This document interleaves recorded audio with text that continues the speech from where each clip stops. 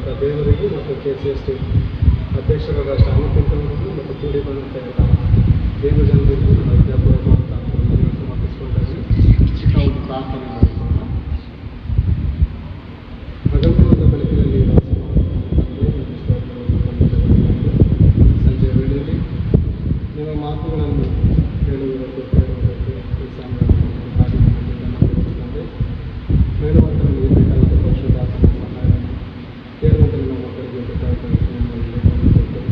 ತಂದೆ ನಮ್ಮ ಒಬ್ಬರಿಗೆ ನೀವು ತರಿಸಿಕೊಳ್ಳಬೇಕೆಂದು ಈ ಪ್ರಾರ್ಥನೆ ಮಂಡಳಿ ನೀವು ರಕ್ಷಕನ ಉಪಯೋಗ ಸೇರಿಸಿ ನಮ್ಮ ಪ್ರಾರ್ಥಿಸಬೇಕು. ಯೇಸುಕ್ರಿಸ್ತನಾಮದಲ್ಲಿ ಎಲ್ಲರಿಗೂ ನಿಮಗೆ ಈ ದಿನ ಯೌವನಸ್ಥ ಮಕ್ಕಳಿಗೆ ಸಂಬಂಧಪಟ್ಟಂಥ ವಾಕ್ಯವನ್ನು ದೇವರು ತೋರಿಸ್ಕೊಟ್ಟಿದ್ದಾರೆ. ಯೌವನಸ್ಥ ಮಕ್ಕಳು ಜಾಯ್ನ್ ಆಗಿದ್ದೀರಾ? ಒಂದು ಸಾರಿ ಎಲ್ಲರೂ ಆಮೇಲೆ ಅಂತ ಹೇಳಿ ಎಷ್ಟು ಜನ ಜಾಯ್ನ್ ಆಗಿದ್ದೀರ ನಾವು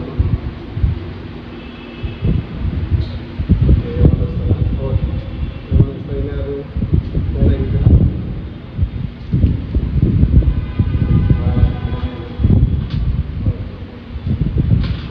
ಸ್ತೋತ್ರವಾಗಿ ಒಂದು ವಚನ ನೋಡಿಕೊಳ್ಳೋಣ. 18ನೇ ಅಧ್ಯಾಯ ಜ್ಞಾನೋಕ್ತಿಗಳು 1ನೇ ವಚನವನ್ನು ಓದಿ ಅದನ್ನು ಸಂಗ್ರಹಿಸಿ.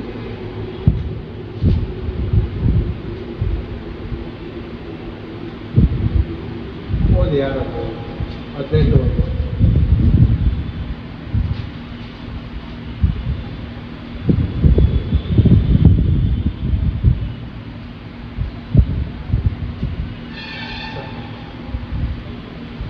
ಈ ದಿನ ಮಕ್ಕಳಿಗೆ ಸಂಬಂಧಪಟ್ಟ ಅನೇಕ ಮಾತುಗಳು.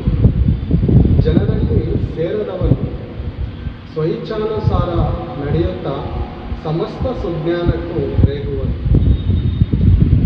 ಜನರಲ್ಲಿ ಸೇರದವನು ಅಂದರೆ ವಾಕ್ಯ ಹೇಳುತ್ತೆ ಜನರಲ್ಲಿ ಸೇರಬೇಕು.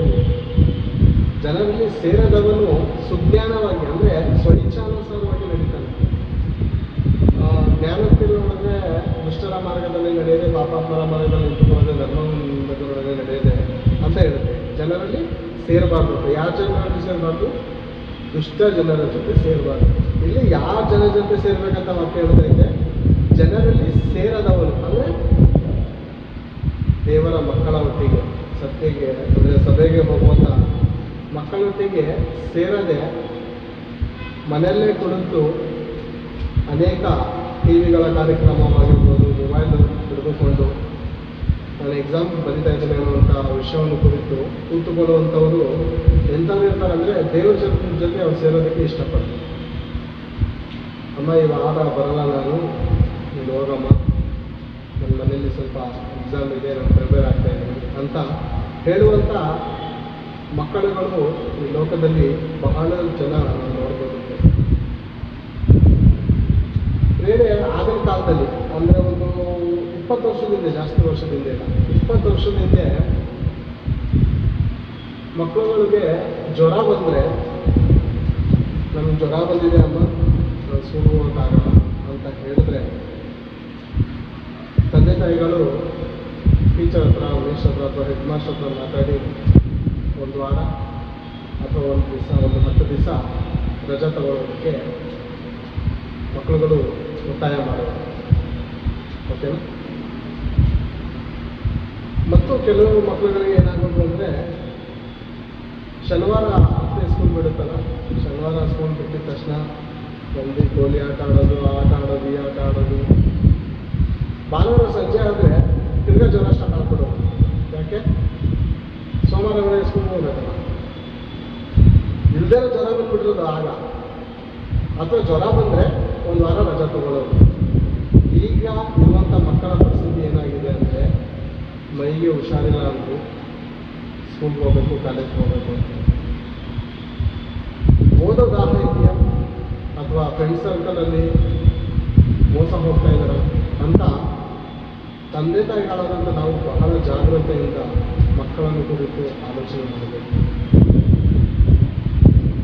ಬೇರೆ ನಾವು ಸಂಪಾದನೆ ಮಾಡ್ತಾ ಇದ್ದೇವೆ, ಅವ್ರಿಗೋಸ್ಕರ ಅನೇಕ ಪ್ರಯಾಸಗಳನ್ನು ಪಡ್ತಾ ಇದ್ದೇವೆ. ಗೌರವದಿಂದ ಬದುಕಬೇಕು, ಗೌರವದಿಂದ ನನ್ನ ಮಕ್ಕಳು ನಡೆಯಬೇಕಂತ ಅನೇಕ ಕಷ್ಟಗಳನ್ನು ನಾವು ಈ ಪಡುತ್ತಾ ಮಕ್ಕಳನ್ನು ಸಾಕಿ ಮುಗಿಸಲು. ಆದರೆ ಅವ್ರು ಹೋಗುತ್ತಿರುವಂಥ ಮಾರ್ಗ ಯಾವುದು? ಮುಂಜಾನೆ ಅವ್ರು ಎದ್ದು ಯಾವ ಪ್ರವರ್ತನೆಯಲ್ಲಿದ್ದಾರೆ?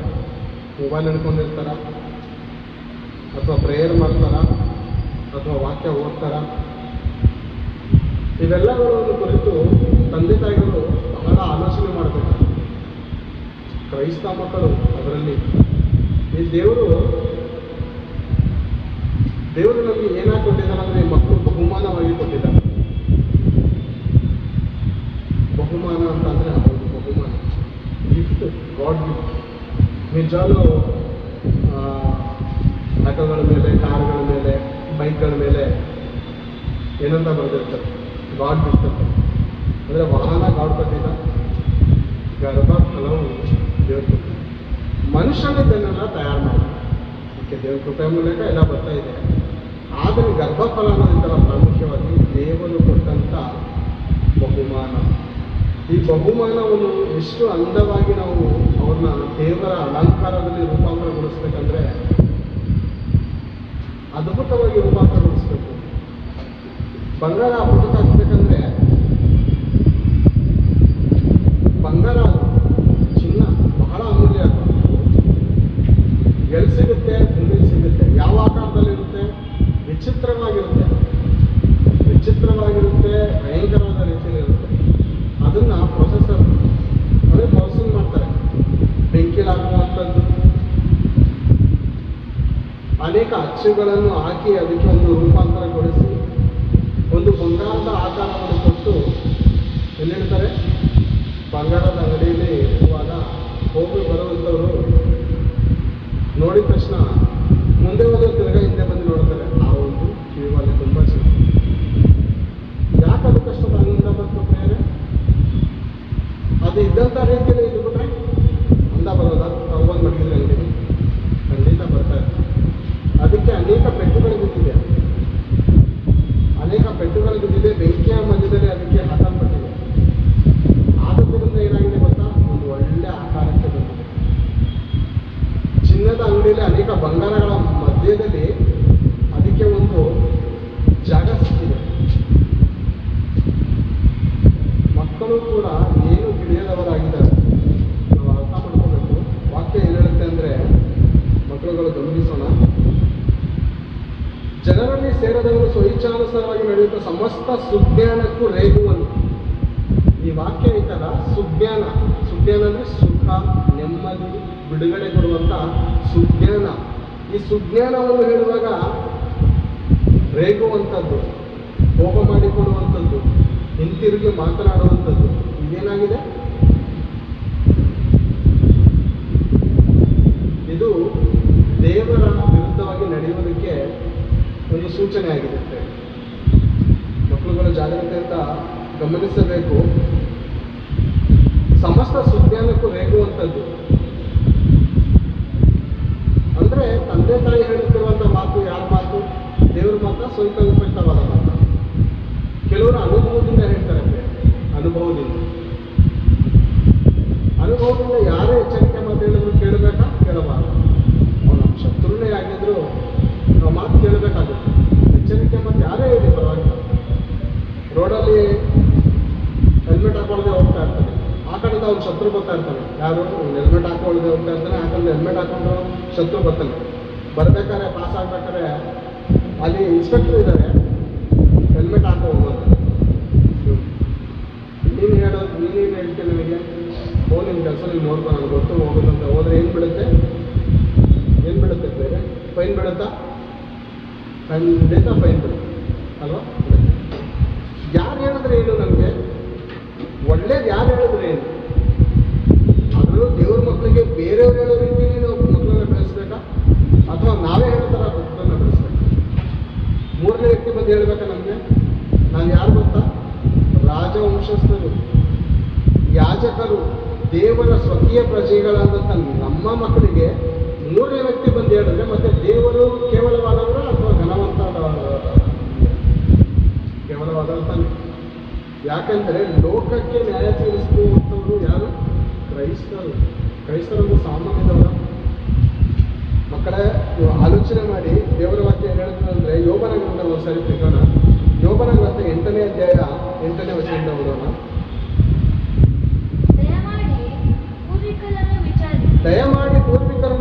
ವಿಚಾರಿಸಿ ಅವರ ಪಿತೃಗಳು ಕಂಡುಕೊಂಡದ್ದಕ್ಕೆ ಮನಸ್ಸಿಡು. ನಾವಾದರೂ ನೆನ್ನೆ ಹುಟ್ಟಿದವರು, ನಮಗೆ ಏನು ತಿಳಿಯದು. ಸಾಕು. ನಿಂತರೆ ಮಕ್ಕಳುಗಳಿಗೆ ದೊಡ್ಡವರು, ತಂದೆ ತಾಯಿಗಳು ಏನಾದರೂ ಬುದ್ಧಿವಾದ ಹೇಳಬೇಕಂದ್ರೆ ಕೇಳಬೇಕು. ಕೇರ್ಲೆಸ್ ಮಾಡಬಾರ್ದು, ಅಸಹನೆ ಮಾಡಬಾರ್ದು. ನಾವು ಯಾವ ಹುಟ್ಟಿದವರು ವಾಕ್ಯ ಹೇಳುತ್ತೆ, ಯೋಗನೇ ಹೇಳ್ತಾ ಇದ್ದಾನೆ. ನಾವು ನಿನ್ನೆ ಹುಟ್ಟಿದವರು, ನಮ್ಗೇನು ಗೊತ್ತಿಲ್ಲ. ಪೂರ್ವಿಕರನ್ನು ವಿಚಾರಿಸು. ಪೂರ್ವಿಕರಂದ್ರೆ ಹಡುಗರನ್ನ ಕೇಳು, ಅವರ ಬುದ್ಧಿವಾದಕ್ಕೆ ಲಕ್ಷ್ಯ ಕೊಡು,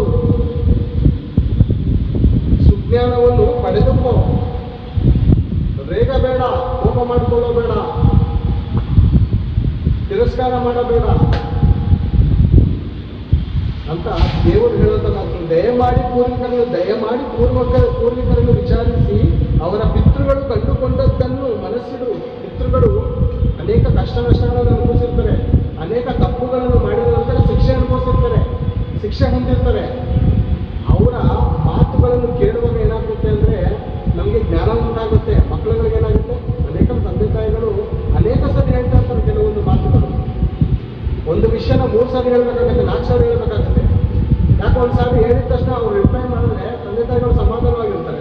ಸಮಾಧಾನ ಯಾಕಿಲ್ಲ ಮನೆ ಕುಟುಂಬದಲ್ಲಿ, ನೆಮ್ಮದಿ ಆಗಿಲ್ಲ ಅಂದರೆ ರಿಪ್ಲೈ ಇಲ್ಲ ಪ್ರೇಯರ್. ನೀವು ಫೋನ್ ಮಾಡ್ತೀವಿ, ಫೋನ್ ಮಾಡಿದಾಗ ಇಲ್ಲಿಂದ ಹಲೋ ಅಂತೀವಿ, ಅಲ್ಲಿಂದ ಏನು ಬರಬೇಕು, ಹಲೋ ಅಂತ ತಾನೇ ಬರಬೇಕು. ಅಕಸ್ಮಾತ್ ಆ ಕಡೆ ಹಲೋ ಬರಲಿಲ್ಲ ಅಂದರೆ ನೆಟ್ವರ್ಕ್ ಎಲ್ಲ ಸರಿಯಾಗಿ ಕನೆಕ್ಟ್ ಆಗಿಲ್ಲ ಅಂದ್ಬಿಟ್ಟು ಏನು ಮಾಡ್ತಾರೆ, ನಾ ಈ ಥರ ಬಡ್ಕೊತಾ ಇರಬೇಕಾಗತ್ತೆ ಅಲ್ವಾ? ಎಷ್ಟು ನೋವಾಗುತ್ತೆ ಅನ್ನೋ ಪ್ರೇರೆ, ನೋವಾಗುತ್ತಾ ಇರೋ ಪ್ರೇರೆ ಆಗತ್ತೆ. ಸುಜ್ಞಾನಕ್ಕೆ ಕಿವಿಗೊಡದವನು ಸಮಸ್ತ ಜ್ಞಾನಕ್ಕೂ ರೇಗುವನಂತೆ. ಅದಕ್ಕೆ ದೇವರು ಹೇಳ್ತಾ ಇದ್ರೆ, ನಾವಾದರೂ ನಿನ್ನೆ ಹುಟ್ಟಿದವರು, ನಮಗೆ ಏನು ತಿಳಿಯದು.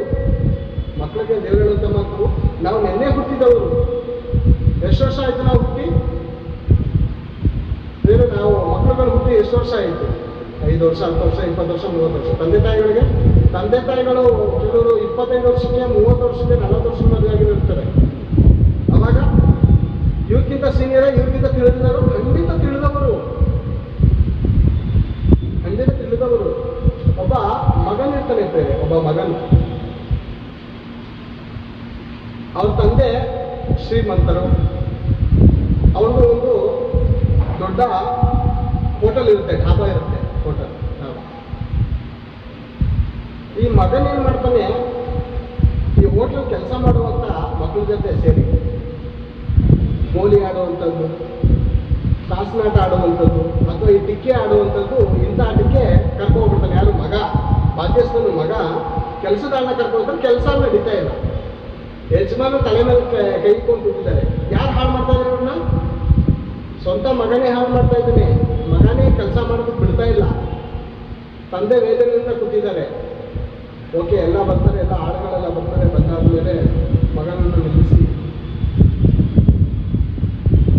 ಯಾಕೋ ಈ ರೀತಿ ಬರುತ್ತೆ, ನೀನು ಯಜಮಾನ ಕೊಡು, ಇವ್ರು ಆಳು, ನೀನು ಎದ್ದೇಳು ಅಂದ್ರೆ ಎದ್ದೇಳ್ಬೇಕು, ಕುತ್ಕೋಬೇಕು, ಇವ್ರ ಮುಂದೆ ನೀನು ಹೆಂಗಿರ್ಬೇಕಪ್ಪ ಅಂತ ಹೇಳಿ, ಬುದ್ಧಿವಾದ ತಾನೆ ಹೇಳಿ ರೇಗುವಾಗ ಈ ಮಗನೇನು ಮಾಡ್ತಾ ಇದ್ದ ಗೊತ್ತಾ? ಆಲ್ರೆಡಿ ಕ್ಯಾಶಲ್ಲಿ ಕೊಡಿಸ್ತಾ ಇದ್ರು ತಂದೆ. ಮಗ ಅಂದ್ರೆ ಓನರ್ ಮಗ ಕ್ಯಾಶಲ್ಲಿ ಕೊಡ್ತಾರೆ. ಈ ಹಣ ಕತ್ಕೊಳ್ಳುವಂಥದ್ದು, ಓಡೋದು. ಎಷ್ಟು ದಿನ? 1 ವಾರ, 10 ದಿವಸ. ದುಡ್ಡು ಖಾಲಿ ಆಗೋವರೆಗೂ ಅಕ್ಕಪಕ್ಕ ಕಾಣಿಸ್ತಾ ಇರಲಿಲ್ಲ. ದುಡ್ಡು ಖಾಲಿ ಆದ್ಮೇಲೆ ಮನೆ ಸುತ್ತೋಡೋದು. ಯಾಕಂದ್ರೆ ತಂದೆ ನೋಡಿ ಕರೀತಾರೇನೋ, ತಾಯಿ ನೋಡಿ ಕರೀತಾರೇನೋ ಅಂತ ಸುತ್ತಾಡುವಂಥದ್ದು ಮನೆ ಹತ್ರ. ಯಾಕಂದ್ರೆ ಭಿಕಾರಿ ಆಗಿದ್ದೆಲ್ಲ ಖಾಲಿ ಆಗಿದೆ. ತಪ್ಪಿ ಹೋದ ಮಗನು ಹೆಂಗೆ ಎಲ್ಲ ಎತ್ಕೊಂಡು ಹೋಗಿ ದೋಸ್ಕೊಂಡು ಎಲ್ಲ ಹಾಳಾಗೋದು ಆಗ ಬರ್ತಾ ಇದ್ದಾನೆ ಮನೆ ಹತ್ರ. ಇದ್ದಾಗ ಬರಲಿಲ್ಲ. ತಪ್ಪಿ ಹೋದ ಮಗನು ಯಾಕೆ ಹೋದ ಮನೆ ಬಿಟ್ಟು? ಮನೇಲಿ ಕಂಡೀಷನ್ ಜಾಸ್ತಿ. ಹಾಗೆ ಒಂದು ಉದಾಹರಣೆ ಕೊಟ್ಟೆ. ಸ್ಕೂಲ್ಗೆ ಯಾಕೆ ರಜೆ ಆಗ್ತಾ ಇಲ್ಲ ಮಕ್ಕಳು ಈಗ ಅಂದರೆ, ಮನೇಲಿ ಇಕ್ಕಟ್ಟಿರುತ್ತೆ. ಈಗ ಪಕ್ಷಿಗೆ ಪಿಂಜರದಲ್ಲಿರೋದಕ್ಕೆ ಆಸೆ ಆಗುತ್ತಾ?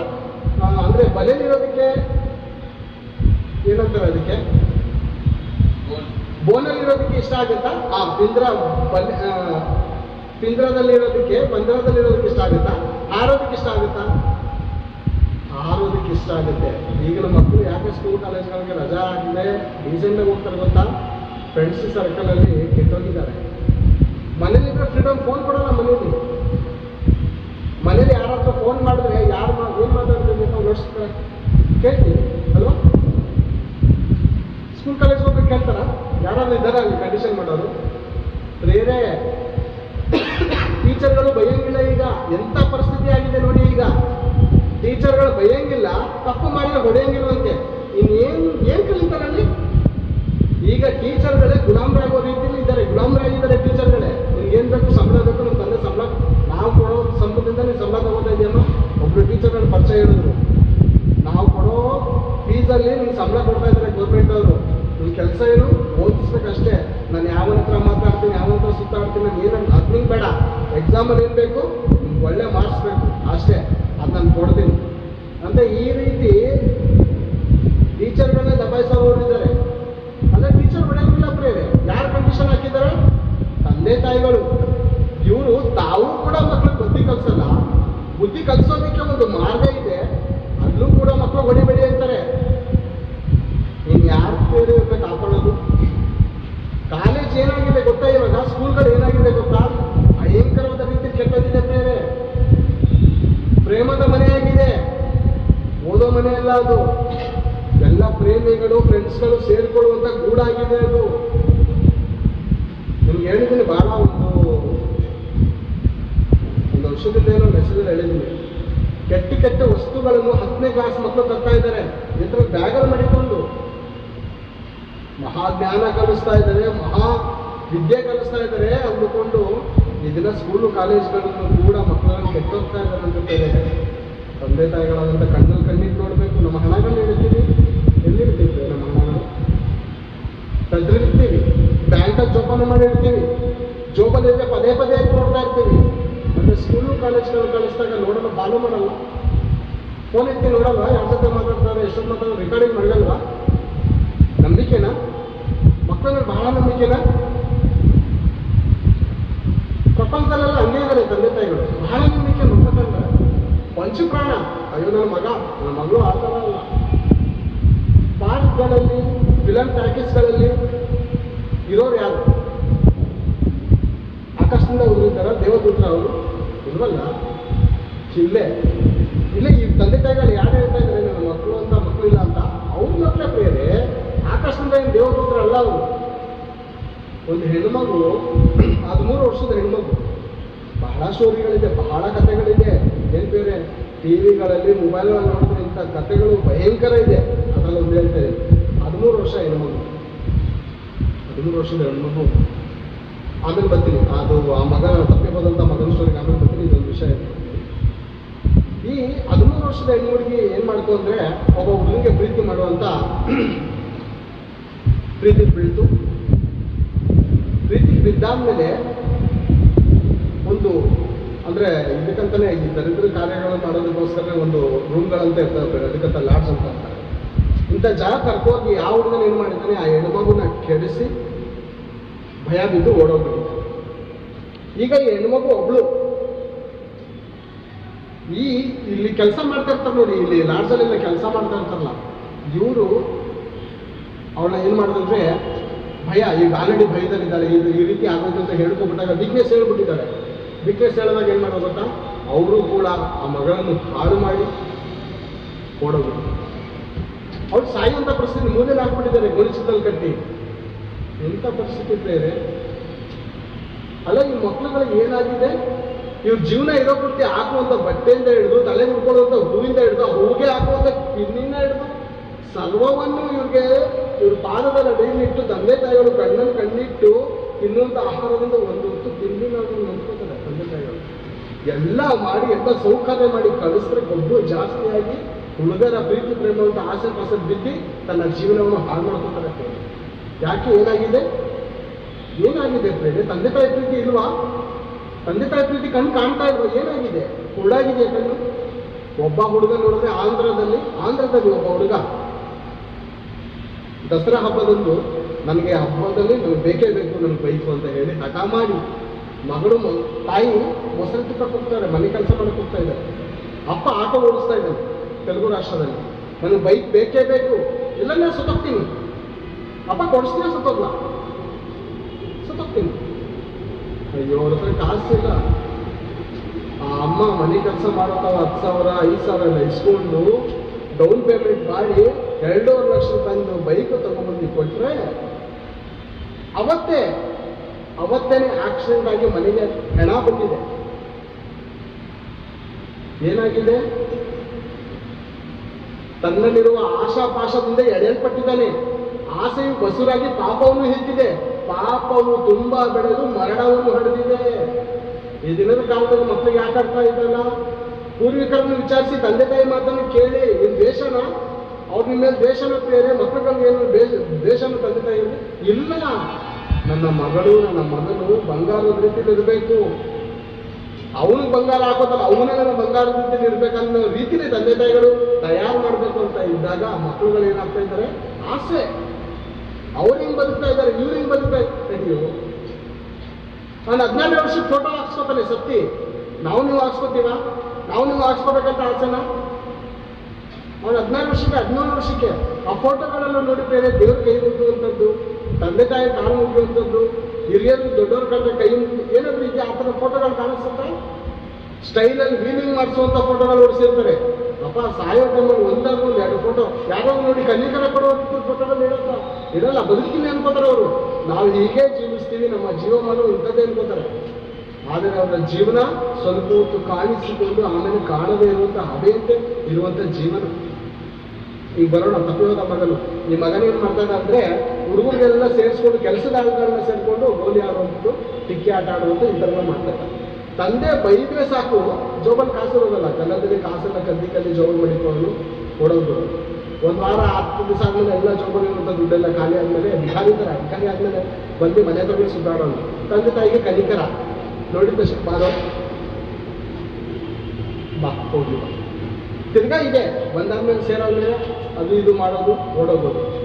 ಒಂದು ದಿವಸ ಏನಾಯಿತು, ಹಣ ಎಲ್ಲ ಖಾಲಿ ಇತ್ತು. ಮನೆಯವರು ತಾಯಿ ಊರಿಗೆ ಹೋಗಿದ್ದಾರೆ. ತಾಯಿ ಇದ್ರೆ ಸೇರಿಸ್ಕೊಬಿಡೋದು, ನೈಟ್ ಹೊತ್ತು ಸೇರಿಸ್ಕೊಬಿಟ್ಟು ಮಲಗಿಸ್ಕೊಬಿಡೋದು. ತಾಯಿ ಇಲ್ಲ, ಊರಿಗೆ ಹೋಗಿದ್ದಾರೆ. ಮಗನ ಹತ್ರ ದುಡ್ಡೆಲ್ಲ ಖಾಲಿ ಆಗಿದೆ. ಅಪ್ಪ ಡ್ರಿಂಕ್ಸ್ ಕೊಟ್ಟಿದ್ದಾರೆ, ಹೋದ್ರೇನು ಸಾಯಿಸ್ತಾರೆ. ಅಮ್ಮ ಇದ್ರೆ ಅಮ್ಮನ ಪ್ರೀತಿ ಜಾಸ್ತಿ, ಅಮ್ಮನಿಗೆ ಪ್ರೀತಿ ಜಾಸ್ತಿ. ಸೇರಿಸ್ಕೊಂಡು ಹೆಂಗೋ ನೈಟ್ ಹೊತ್ತು ಮಲಗಿಸ್ಕೊಂಡು ಬೆಳಗ್ಗೆ ಹೊತ್ತು ಅಮ್ಮನೇ ಅದೇ ತಿನ್ಕೊಂಡು ಬಿಡ್ರಿನಲ್ಲಿ ಹೇಳ್ಕೊತೀನಿ ಹಂಗೆ ಅಂತ ಹೇಳ್ಕೊಂಡು ನೈಸ್ ಮಾಡಿಕೊಂಡು ಹೋಗೋರು. ಈಗ ಅಮ್ಮ ಇಲ್ಲ, ಇವನು ಭಿಕಾರಿ ಆಗಿದ್ದಾನೆ, ಮನೆ ಸುತ್ತ ಎಲ್ಲ ಅಲ್ಲಾಡ್ತಾ ಇದ್ದಾನೆ, ಊಟಕ್ಕೂ ಕಾಸಿಲ್ಲ. ಏನು ಮಾಡಬೇಕು? ಮಾಡಿಸಿಗೆ ಹುಡುಗರಲ್ಲಿ ಕೆಲವರು ಚೀಪ್ ಆಗಿರೋರು, ಕೆಲವರು ಅಂದರೆ ದೀನ ಸ್ಥಿತಿಲಿ ಇರೋರು ಒಂದು ಹೋಟ್ಲಲ್ಲಿ ಸಪ್ಲೈರ್ ಕೆಲ್ಸಕ್ಕೆ ಹೋಗ್ತಾರೆ. ಆ ಸಪ್ಲೈರ್ ಕೆಲ್ಸಕ್ಕೆ ಹೋದಾಗ ಈ ಹುಡುಗ ಹೋಗ್ತಾನೆ. ಈ ಹುಡುಗ ಹೋಗ್ಬಿಟ್ಟು ಕೆಲಸ ಸೇರ್ಕೋತಾನೆ. ಹುಡುಗ ಏನು ಡಾಬಾ ಅಲ್ಲಿ ಇರೋಂಥ ಚೇರ್ಗಳು ಹಾಕಿರ್ತಾರೆ. ಒಂದು 50-100 ಚೇರ್ಗಳು ಹಾಕೋದಿಕ್ಕೆ ಜಾಗ ವಿಸ್ತಾರ ಮಾಡಬೇಕು. ಅದಕ್ಕೇನು ಮಾಡಬೇಕು? ಪರಕೆ ಎತ್ಕೊಂಡು ಹೊಡೆದು ಎಲ್ಲ ಕ್ಲೀನ್ ಮಾಡಿ ಎಲ್ಲ ವಿಶಾಲವಾಗಿ ಕ್ಲೀನ್ ಮಾಡಬೇಕು. ಅವ್ನಿಗೆ ಆ ಕೆಲಸ ಕೊಡ್ತಾರೆ. ಕೆಲಸ ಕೊಡ್ಬೇಕಾದ್ರೆ ನೀರು ಬದಲು ಕಣ್ಣಲ್ಲಿ ಹನಿ ಬೀಳ್ತಾ ಇದೆ. ಈಗ ನೀರು ಚುಮ್ಕಿಸಿ ಹಾಕ್ತಾರೆ ಗೊತ್ತಾ, ಅದು ಧೂಳು ಎಗರಬಾರ್ದು ಅಂತ ಹಾಕ್ತಾರೆ. ಅಲ್ಲಿ ನನ್ನ ಕಣ್ಣೀರು ಬೀಳ್ತಾ ಇದ್ದೆ ಅಂದರೆ ಆ ಮನುಷ್ಯನ ಕಣ್ಣೀರು ಬೀಳ್ತಾ ಇದ್ದೆ. ಕಣ್ಣೀರು ಬಿದ್ದೆ ಒರೆಸ್ತಾ ಇದ್ದಾನೆ. ಅವಾಗ ಏನು ನೆನೆಸ್ಕೊಂಡು ಗೊತ್ತಾ? 20 ಜನ ಆಡು ಮನೆಯಲ್ಲಿ. ಅಹಂಕಾರ ಜಾಸ್ತಿಯಾಗಿ, ಕೊಬ್ಬು ಜಾಸ್ತಿಯಾಗಿ ಮನೆ ಬಿಟ್ಟು ಬಂದಿದ್ದಕ್ಕೆ ಇವತ್ತು ಈ ಪರಿಸ್ಥಿತಿ ಬಂದಿದೆ ಅಂತ ಕಣ್ಣಲ್ಲಿ ನೀರು ಹಾಕೊಂಡು ಕೆಲಸ ಮಾಡಿದೆ. ಅಲ್ಲಿ ಆಗಿಲ್ಲ, ಕೆಲಸ ಮಾಡೋಕ್ಕಾಗಿಲ್ಲ. ಮಾಡಿದಕ್ಕೆ ಒಂದು ತೋಟದಲ್ಲಿ ಕಟ್ಟೆ ಕಟ್ಟಬೇಕಾಗಿತ್ತು, ಮುಳ್ಳಿನ ತಂತಿಗಳು ಹಾಕ್ಬೇಕಾಗಿತ್ತು. ಅಲ್ಲಿ ಹೋದಾಗ ಸಂಖ್ಯೆ ಕೊಟ್ಟರು. ಎಲ್ಲ ಸುತ್ತ ಅಗದಿ ಏನು ಮಾಡಬೇಕು? ನೀರು ಬಿಡೋ ರೀತಿಯಲ್ಲಿ ಆ ನೀರು ಕಟ್ಟೆ ಕಟ್ಟಬೇಕು. ಆ ರೀತಿಯೆಲ್ಲ ಆಗಿಬೇಕಾದ್ರೆ ಕಣ್ಣಲ್ಲಿ ನೀರು, ರಕ್ತದ ಕಣ್ಣೀರು. ಅಗ್ನಿ ಮಾಡ್ಬೇಕಾದ್ರೆ ಕೈಯಲ್ಲಿ ಒಪ್ಪಳೆ. ಮಧ್ಯಾಹ್ನ ಊಟ ಮಾಡ್ಬೇಕಂದ್ರೆ ಮುಟ್ಟಿದ್ರೆ ಸಾರು, ಉಪ್ಸಾರು, ಮುದ್ದೆ. ಜೀವನದಲ್ಲಿ ಮುದ್ದೆ ಹೆಂಗಿರುತ್ತೆ ಅಂದ್ರೆ ಮುದ್ದೆ ನುಂಗಕ್ಕೂ ಬರಲ್ಲ. ಬರೀ ಸಣ್ಣಕ್ಕಿ ಒಳ್ಳೆ ಆಹಾರ, ಒಳ್ಳೆ ಊಟ ಮಾಡಿಕೊಂಡು ಚಿಕನ್ ಮಟನ್ ತಿನ್ಕೊಂಡು ಮನೇಲಿ ಇದ್ದಿದ್ದಂಥ ಮಗ. ಇಲ್ಲಿ ಮುದ್ದೆ ಕೊಟ್ಟರೆ ಮುದ್ದೆ ತಿನ್ನಕ್ಕೆ ಬರಲ್ಲ, ನುಂಗಕ್ಕೆ ಬರಲ್ಲ. ಕೈಯಲ್ಲಿ ಆ ಸಾರು ಹಾಕಿದ್ರೆ ಕೈಯೆಲ್ಲ ಉರಿತಾ ಇದೆ. ಅವತ್ತು ಆ ಮಗ ಹೋಗಿ ತಂದೆ ತಾಯಿಗಳ ಕಾಲು ಬಿದ್ದವ. ಯಾಕೆ ಗೊತ್ತಾ? ನೀನು ನನಗೆ ಎಷ್ಟು ಪ್ರೀತಿ ಮಾಡಿದ್ರೆ ಅಂತ ಇವತ್ತು ನನಗೆ ಅರ್ಥ ಆಯಿತು. ಆ ಮಗನ ಯಾರು ಅಲ್ಲ, ನಾನೇ. ಆ ಮಗ ಅವತ್ತು ಹೋಗಿದ್ನಲ್ಲ, ಅವತ್ತು ಅದೇ ರೀತಿಯಲ್ಲಿ ನನ್ನ ಬದುಕಿದ್ದು. ಇವತ್ತು ಅಷ್ಟೇ ಬೇರೆ ಮಕ್ಕಳುಗಳು ತಂದೆ ತಾಯಿಗೆ ಒಳಪಟ್ಟು ಜೀವಿಸಿ ಅವ್ರ ನಿಮ್ಮ ಭವಿಷ್ಯವನ್ನು ರೂಪಿಸ್ಬೇಕು ಅಂತ ಬುದ್ಧಿ ಮಾತು ಹೇಳೋಕೆ ಅದನ್ನು ರೇಗಬೇಡಿ, ಸುಜ್ಞಾನಕ್ಕೆ ರೇಗಬೇಡಿ. ಅದು ನಿಮ್ಮ ಭವಿಷ್ಯವನ್ನು ರೂಪಿಸ್ತದೆ. ಏನ್ ಬೇರೆ ತಂದೆ ತಾಯಿ ಮಾತುಗಳೇ ಕೇಳದೆ ಇರೋರು ದೇವ್ರ ಮಾತು ಕೇಳಕ್ಕಾಗತ್ತಾ? ದೇವ್ರ ಮಾತು ತಂದೆ ತಾಯಿಗಳಿಗಿಂತ ಸ್ವಲ್ಪ ಹೆವಿ ಪವರ್ ಆಗಿರುತ್ತಾ, ಕಡಿಮೆ ಇರುತ್ತಾ?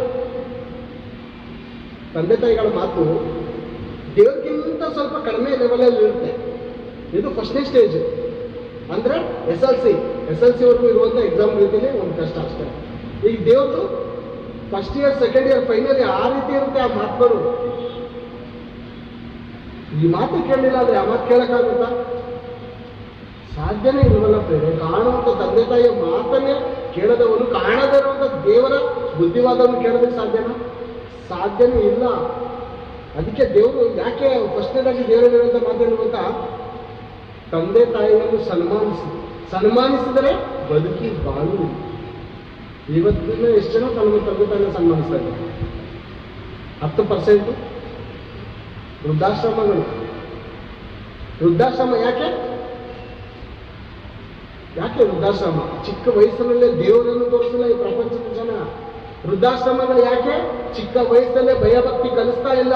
ಚಿಕ್ಕ ವಯಸ್ಸಲ್ಲೇ ಯಾಕೆ ದೇವರ ವಾಕ್ಯವನ್ನು ಹೇಳ್ಕೊಡ್ತಾ ಇಲ್ಲ? ಚಿಕ್ಕ ವಯಸ್ಸಲ್ಲೇ ಯಾಕೆ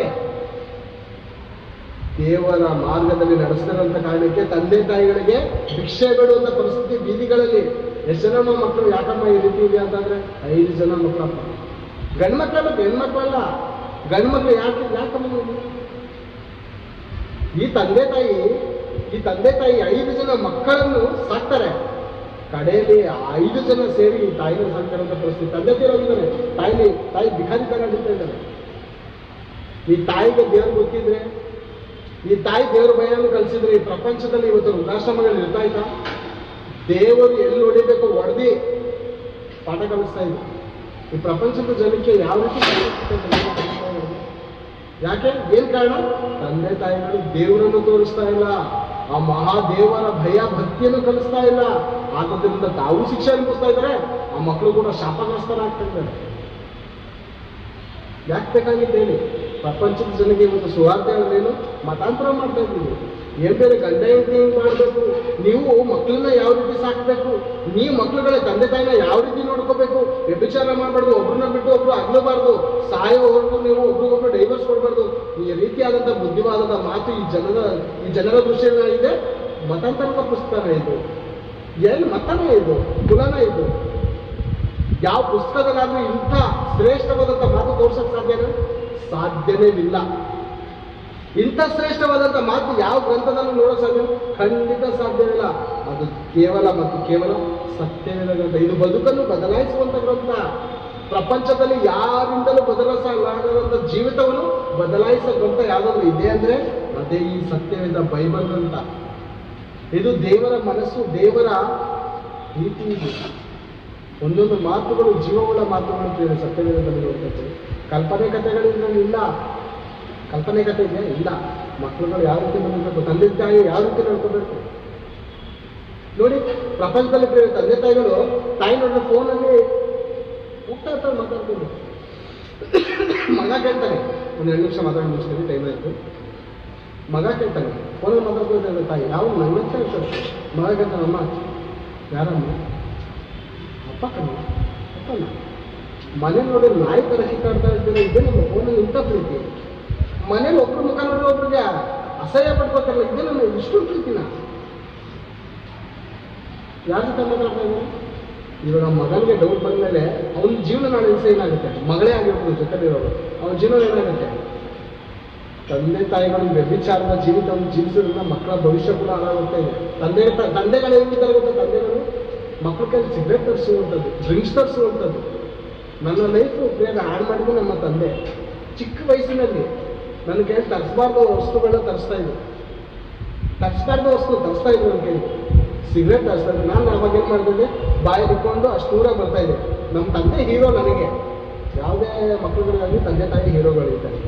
ನನ್ನ ತಂದೆ ಹೀರೋ, ಇನ್ನೂ ಸಿಗರೇಟ್ ಹೊಡಿತಾರೆ. ಅವ್ರೇನು ತಪ್ಪು ಮಾಡ್ತಾರೋ ಅನಿಸ್ತೈತೆ ನನಗೆ. ನಾನು ಮಾಡ್ಬೋಣ ಅಷ್ಟು ದೂರ ಮಡಿಕೊಂಡ್ಬಿಟ್ಟೆ ಇದೆ. ಆಮೇಲೆ ಸ್ವಲ್ಪ ಭಯ ಆಗೋದು ಅನ್ಸೋಕ್ಕೆ, ಆಮೇಲೆ ಅನ್ಸ್ಕೊಂಡು ಇಕ್ಕೋತಾ ಇದೆ. ತಂದೆ ತಾಯಿಗಳು ಕೂಡ ಮಾದರಿಯಾಗಿರ್ತಕ್ಕಂಥ ಮಕ್ಕಳುಗಳ ಮುಂದೆ ಆಮೇಲೆ ನರಳಾಟ ಪಡೋದಲ್ಲ. ನನ್ನ ಮಗ ನನ್ನ ಮಾತು ಕೇಳ್ತಾ ಇಲ್ಲ, ನನ್ನ ಮಗಳು ನನ್ನ ಮಾತು ಕೇಳ್ತಾ ಅಂತ ಅವತ್ತು ನರಳಬಾರ್ದು ಅಂದರೆ ಇವತ್ತು ತಂದೆ ತಾಯಿಗಳ ಪಾತ್ರ ಬಹಳ ಪ್ರಾಮುಖ್ಯ.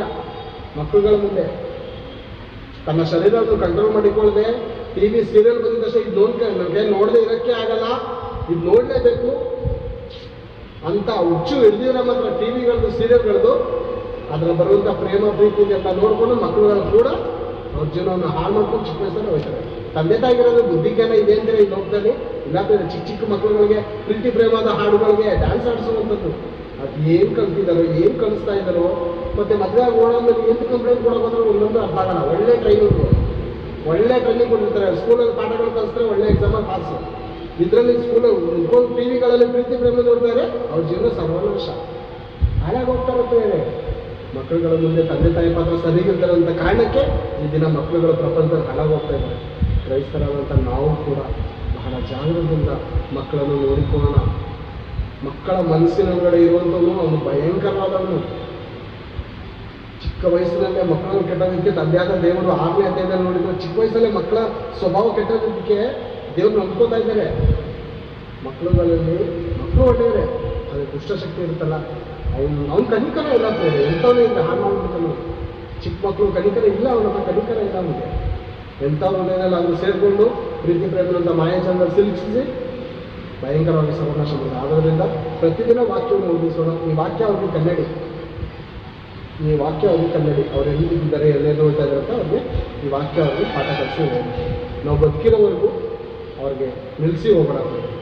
ನಮಗೆ ಸಮಾಧಾನ ಇರಬೇಕು. ನಮ್ಮ ಸಮಾಧಿಗೆ ಹೋದ್ಮೇಲೆ ನಮ್ಮ ತಲೆ ಸಮಾಧಾನವಾಗಿರ್ಬೇಕು. ನಾವು ನನ್ನ ಮಗಳು ಎಂಥ ಪರಿಸ್ಥಿತಿ ಬಂದರೂ ಬಿದ್ದೋಗಲ್ಲ, ನನ್ನ ಮಗ ಎಂಥ ಪರಿಸ್ಥಿತಿ ಬಂದರೂ ಬಿದ್ದೋಗಲ್ಲ, ಅವ್ನ ನಡತೆ ಚಂಚಲ ಆಗಲ್ಲ ಅಂತ ನಾವು ದೃಢವಾಗಿ ನಮಗೆ ನಂಬಿಕೆ ಬರೋ ರೀತಿಯಲ್ಲಿ ಅವ್ರನ್ನ ತಯಾರು ಮಾಡಿ ಈ ದೀಪ ಆರೋಗ್ಯಕ್ಕಿಂತ ಮುಂಚೆ ನಮ್ಮ ಮಕ್ಕಳಿಗೆ ದೀಪನ ಹತ್ತಿಸ್ಬಿಟ್ಟು ಹೋಗ್ಬೇಕು ನಾವು ಇಲ್ಲಕ್ಕಲ್ಲಿ.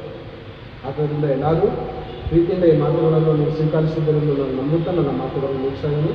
ಎಲ್ಲರಿಗೂ ಯೇಸು ಕ್ರಿಸ್ತನ ನಾಮದಲ್ಲಿ ವಂದನೆಗಳು, ಧನ್ಯವಾದಗಳು. Thank you.